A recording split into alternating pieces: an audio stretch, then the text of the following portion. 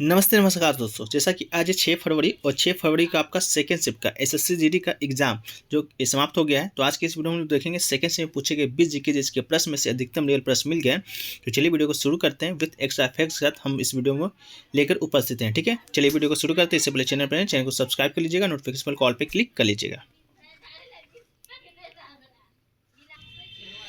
देखिए जो आज का जो हमारा पहला प्रश्न है वह है कि भारत जोड़ो यात्रा है की शुरुआत किसने किया था। ठीक है, तो दोस्तों आपको बता दें ये भी क्वेश्चन हमारे पीडीएफ से ही लड़ा है। आपको बता दें भारतीय राष्ट्रीय कांग्रेस के पूर्व जो अध्यक्ष हैं संसद राहुल गांधी ने। ठीक है, तो राहुल गांधी इसका राइट आंसर हो जाएगा।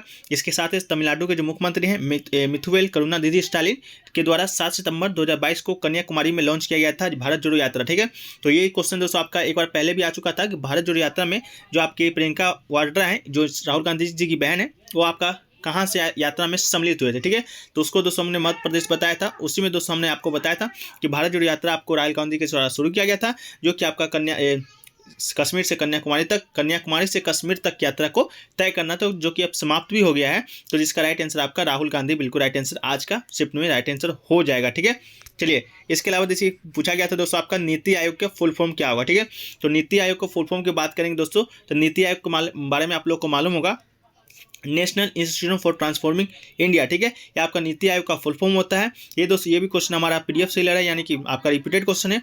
बात करें नीति आयोग का तो नीति आयोग का जो स्थापना है वो आपका 1 जनवरी 2015 को हुआ था। ठीक है, कब हुआ था? 1 जनवरी 2015 को हुआ था योजना आयोग के स्थान पर। ठीक है, किस आयोग के स्थान पर हुआ था? योजना आयोग के स्थान पर हुआ था। इसके अलावा नीति आयोग के जो आपके अध्यक्ष हैं वो आपके नरेंद्र मोदी हैं यानी कि दोस्तों जो प्रधानमंत्री होते हैं भारत के वही नीति आयोग के अध्यक्ष होते हैं। इसके अलावा उपाध्यक्ष की बात करें तो उपाध्यक्ष आपके सुमन बेरी जी हैं और इसके अलावा सीईओ की बात करें तो परमेश्वर अय्यर नीति आयोग के सीईओ हैं। ठीक है, तो इसका फुल फॉर्म पूछा गया था national institute for transforming India. इसका राइट आंसर आपका हो जाएगा। ठीक है, चलिए वीडियो को आगे बढ़े इससे पहले दोस्तों आपको बता दें कि अगर आपका एग्जाम बाकी है और अभी तक आप जीके का क्विक रिवीजन करना चाहते हैं या ज़्यादा से ज़्यादा क्वेश्चन आपको फर्स्ट से उसको पढ़ना चाहते हैं तो अभी तक हमारे द्वारा जो बनाए गए अब तक 56 शिफ्ट में पूछे गए 1000 प्रश्नों का उत्तर उसके साथ एक्स्ट्रा फैक्ट्स को एक पीडीएफ तैयार किया गया जिसका शुल्क मात्र 20 रुपये रखा गया है। कोई ज़्यादा शुल्क आपका नहीं रखा गया है। ठीक है, तो अगर आप लेना चाहते हैं तो दिए गए व्हाट्सएप नंबर पर संपर्क कीजिएगा। सारा जानकारी दोस्तों आपको वहीं पर मिल जाएगा। ठीक है, इस वीडियो का जो रिस्पॉन्स है आपका काफ़ी अच्छा आ रहा है, ये लोगों को द्वारा आप सुन भी सकते हैं। ठीक है, चलिए अगला क्वेश्चन की ओर बढ़ते हैं दोस्तों। अगला क्वेश्चन देखिए पूछा गया था कि खेलो इंडिया यूथ गेम्स में कितने साल के खिलाड़ी को खेलने का अनुमति है। ठीक है, तो आपके ऑप्शन में दिया गया था 17 से 21, 17 से 22, 16 से 21 इस प्रकार का। तो बात आते हैं खेलो इंडिया यूथ गेम्स का जिसे कि KIYG के नाम से जाना जाता है।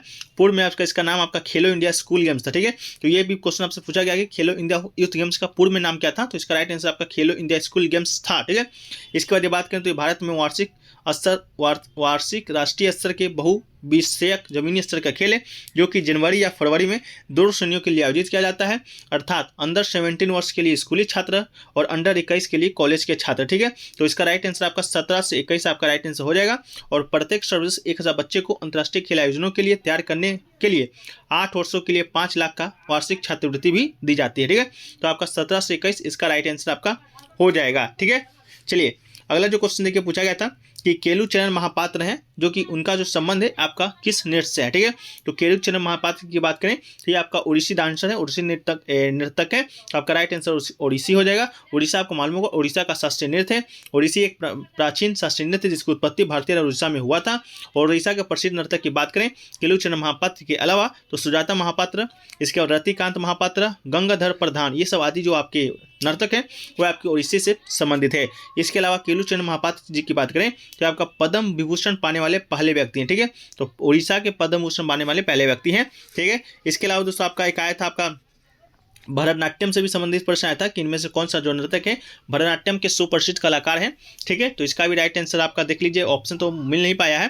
देखिए भरतनाट्यम की बात करेंगे दोस्तों तो आपका तमिलनाडु का पहला शास्त्रीय नृत्य है। ये आपका रुक्मणी देवी, अरुणले और बाला सरस्वती पद्म सुब्रमण्यम ये आपके प्रसिद्ध कलाकार हैं। कुचिपुड़ी की बात करेंगे तो ये आपका आंध्र प्रदेश का शास्त्रीय नृत्य है। इसके अलावा शोभा नायडू, राजा और राधा रेड्डी, यामिनी रेड्डी, अरुणिमा कुमार ये आपके प्रसिद्ध कलाकार हैं। इसके बाद सतरिया नृत्य की बात करेंगे तो आपका असम का शास्त्रीय नृत्य है। ये आपका रंजुमणि श्रीमंत शंकरदेव इस नृत्य के प्रसिद्ध कलाकार हैं। ठीक है, तो ये सभी क्वेश्चन आपके पूछे गए थे। एक क्वेश्चन पूछा गया था कि असहयोग आंदोलन कब शुरू हुआ था। ठीक है, तो असहयोग आंदोलन की बात करेंगे तो ये दोस्तों आपका अंग्रेज हुक्मरानों की बढ़ती जातियों के विरोध करने के लिए महात्मा गांधी ने 1920 में 1 अगस्त को असहयोग आंदोलन का आगाज किया था। तो आपका राइट आंसर 1920 ऑप्शन में दिया गया था, जो कि बिल्कुल आपका राइट आंसर हो जाएगा। आंदोलन के दौरान विद्यार्थियों ने सरकारी स्कूलों और कॉलेजों में जाना छोड़ दिया था। वकीलों ने अदालत में जाने से मना कर दिया था। कई कस्बों और नगरों में मजदूर है जो कि हड़ताल पर चले गए थे। ठीक है, ये दोस्तों आपका असहयोग आंदोलन 1922 में शुरू हुआ था और खत्म कब हुआ था तो 1922 ईस्वी में आपका चौरा चौरी कांड हुआ था। आपको मालूम होगा 4 फरवरी को 1922 में।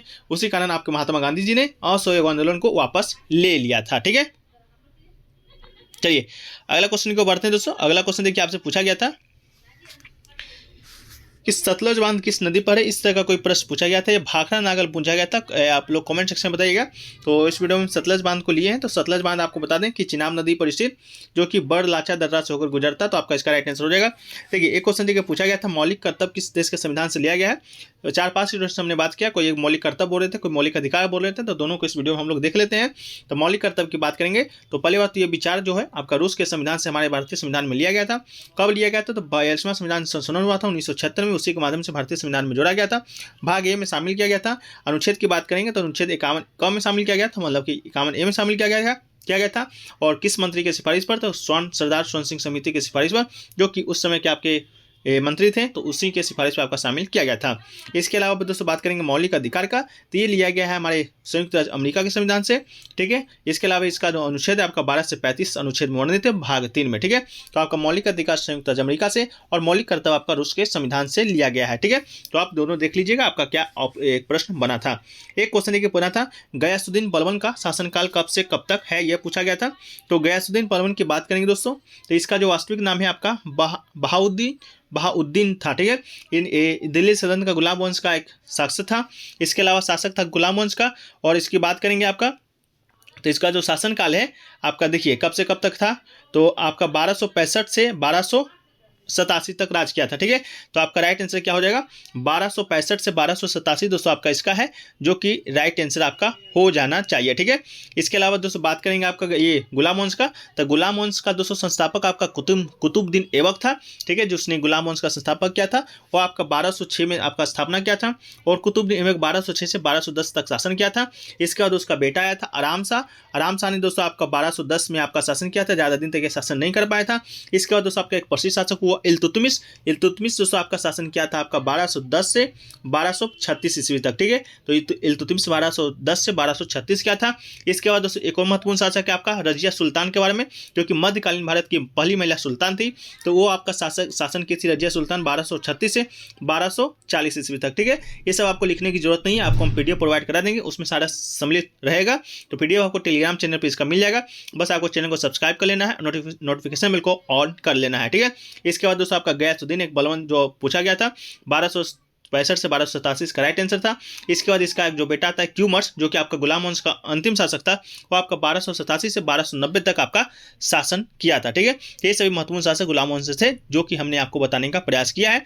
शायद अगले शिफ्टों में आपको देखने को ये प्रश्न मिल सके। ठीक है, चलिए एक क्वेश्चन देखिए पूछा गया दोस्तों आपका, हरित क्रांति के समय कृषि मंत्री कौन थे। ठीक है, ये तो क्वेश्चन बहुत बार पूछा गया था, हरित क्रांति के जनक कौन थे, हरित क्रांति का शुरुआत कब हुआ है, लेकिन आज के शिफ्ट में पूछा गया था हरित क्रांति के कृषि मंत्री। ठीक है, तो एम.एस. स्वामीनाथन इसका राइट आंसर हो जाएगा।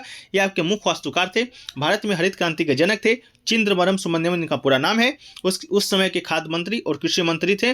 अब भारत रत्न से सम्मानित है और हरित क्रांति का राजनीतिक जनक इन्हीं को कहा जाता है। तो इसका राइट आंसर आपका राइट आंसर हो जाएगा। ठीक है, चलिए एक क्वेश्चन देखिए पूछा गया था। इसके अलावा बात करें हरित क्रांति का, तो हरित क्रांति आपका 1950 के दशक 1960 के दशक के बीच शुरू होने वाला अनुसंधान प्रौद्योगिकी संस्थान के समूह का पहला समूह है, जिसने 1960 के दशक में भारत में कृषि उत्पादन में वृद्धि किया था। ठीक है, चलिए एक क्वेश्चन देखिए पूछा गया था। तो इसके अलावा दोस्तों बात करें हरित क्रांति का, तो अनाज की उच्च उपज वाली किस्में विशेष रूप से बौना गेहूं और चावल सहित अनाजों की नई तकनीकों को अपनाया जाने लगा था इस क्रांति के द्वारा। ठीक है, ये सभी फैक्ट्स आपको पीडीएफ में शामिल मिलेगा, तो वहाँ से आप एक बार पढ़ लीजिएगा, नहीं तो वीडियो बहुत लंबा हो जाएगा। ठीक है, एक क्वेश्चन देखिए पूछा गया दोस्तों आपका, वर्तमान में CII के प्रमुख कौन है। ठीक है, CII के अध्यक्ष पूछा गया था, तो इसका सही उत्तर दोस्तों आपका अर्जुन रंगा हो जाएगा। ठीक है, अर्जुन रंगा को 2022-23 के लिए भारतीय उद्योग परिसंघ, ठीक है, भारतीय उद्योग परिसंघ यानी कि CII कर्नाटक राज्य परिषद का नया अध्यक्ष चुना गया है। इसका राइट आंसर आपका हो जाएगा। ठीक है,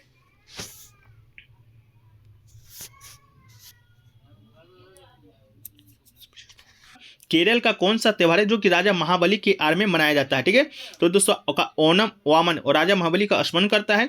हिंदू किंवदंतियों के अनुसार ओणम केरल में एक पौराणिक राजा देवत राजा महाबली के शासन के तहत सुशासन की याद में मनाया जाता है, और जिन्होंने सभी केरल पर शासन किया था, तो ओणम इसका आपका राइट आंसर आपका हो जाएगा। ठीक है, चलिए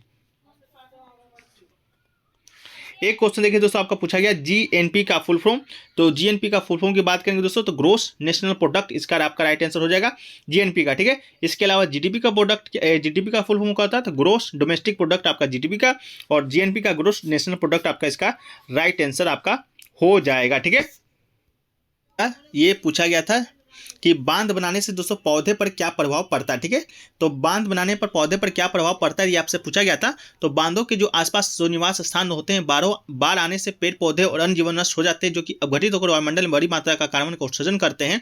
इसलिए दोस्तों आपका ये बांध बनाने का आपके ऑप्शन में क्या आया था वो आप कमेंट सेक्शन में जरूर बताइएगा, लेकिन ये क्वेश्चन आपका जरूर आया था कि बांध बनाने से पौधे पर क्या प्रभाव पड़ता है। ठीक है, एक क्वेश्चन दोस्तों आपको देखिए पूछा गया था GPT का। ठीक है, GPT का फुल फॉर्म पूछा गया था, GNP का पूछा गया था, आप लोग एक बार डिस्कस कर दीजिएगा कमेंट सेक्शन में।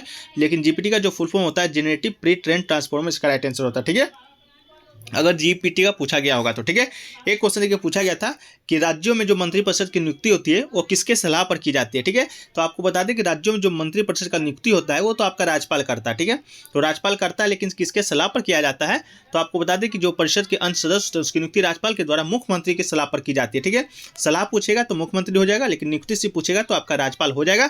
ठीक है, मंत्रिपरिषद की बात करें तो नीतिगत फैसले लेते हैं और राज्यपाल को महत्वपूर्ण मुद्दों पर सलाह भी देते हैं। ठीक है, तो आपका इस प्रकार राज्यपाल किसी राज्य के मंत्रिपरिषद की नियुक्ति तो करता है, लेकिन सलाह किसका मानता है, तो आपका मुख्यमंत्री का ही मानता है। ठीक है, एक क्वेश्चन देखिए पूछा गया था कटरा में ई गवर्नेंस पोर्टल का शुरुआत किसने किया था। तो बता दें आपको कटरा में ई गवर्नेंस जो पोर्टल है या राष्ट्रीय सम्मेलन है वो दोस्तों आपका केंद्रीय जो मंत्री हैं जितेंद्र सिंह, ठीक है, जितेंद्र सिंह के द्वारा शुरू किया गया था। तो इसका राइट आंसर आपका जितेंद्र सिंह हो जाएगा। जितेंद्र सिंह के द्वारा ही जम्मू कश्मीर के कटरा में 25वें ई गवर्नेंस राष्ट्रीय सम्मेलन का उद्घाटन है जो कि किया गया था। ठीक है, इसके बाद बात करें दोस्तों आपका एक प्रश्न आपका आया था कि खो खो में जो आपका होता है, खो खो में ग्राउंड में बैठने वाले खिलाड़ी को क्या कहते हैं। तो बात करें खो खो का, तो ग्राउंड में बैठने वाले खिलाड़ी को दोस्तों आपका बैठने वाले खिलाड़ी को मेजर और भागने वाले मेजर कहा जाता है बैठने वाले को, लेकिन जो भागता है दोस्तों आपका उसको रनर कहा जाता है। ठीक है, तो बैठने वाले खिलाड़ी को मेजर, भागने वाले खिलाड़ी को रनर। आप लोग अगर खो खो खेले होंगे तो आपको मालूम होगा ग्राउंड होता है, उसमें 7 मिनट का गेम होता है। प्रत्येक टीम में 2 पारियों में बैठती है। एक बार आपका साथ में 7 पंक्ति से बैठेगा, फिर एक बार भागेगा, उसको पकड़ेगा। इस प्रकार खो खो जो कि खेला जाता है। यहाँ पर वीडियो के माध्यम से समझाने की कोई नहीं है तो हम नहीं समझा सकते हैं, तो आप लोग एक बार सर्च करके देख लीजिएगा जो लोग नहीं जानते खो खो है। तो खो खो के जो आपका भागता है उसको मेजर और जो बैठता है उसको, बैठने वाले खिलाड़ी को मेजर और भागने वाले खिलाड़ी को रनर कहा जाता है। ठीक है, तो एक बार आप लोग वीडियो देख लीजिएगा तो ज़्यादा आप लोग को आसानी हो जाएगा इसको समझने में। ठीक है, तो एक मौलिक अधिकार आपसे पूछा गया था जो कि अमेरिका से लिया गया है, तो ठीक है आप लोग देख लीजिएगा। इसके अलावा इसका PDF आपको टेलीग्राम चैनल में मिलेगा, लिंक डिस्क्रिप्शन में आपको देखने मिलेगा। इसके अलावा अब तक के 56 सेट में जो पूछेगा प्रश्नों का PDF लेना चाहते हैं तो दिए गए नीचे व्हाट्सएप नंबर से संपर्क कीजिएगा, जिससे अधिकांश जो प्रश्न आपके 16 से 17 आपके एग्जाम में देखने को मिल रहे हैं आज के स्टूडेंट के द्वारा बताया गया था। ठीक है, चलिए वीडियो को समाप्त करते हैं। वीडियो कैसा लगा कमेंट सेक्शन में बताइएगा, अच्छा लगा वीडियो को लाइक शेयर और सब्सक्राइब जरूर कर दीजिएगा। ठीक है।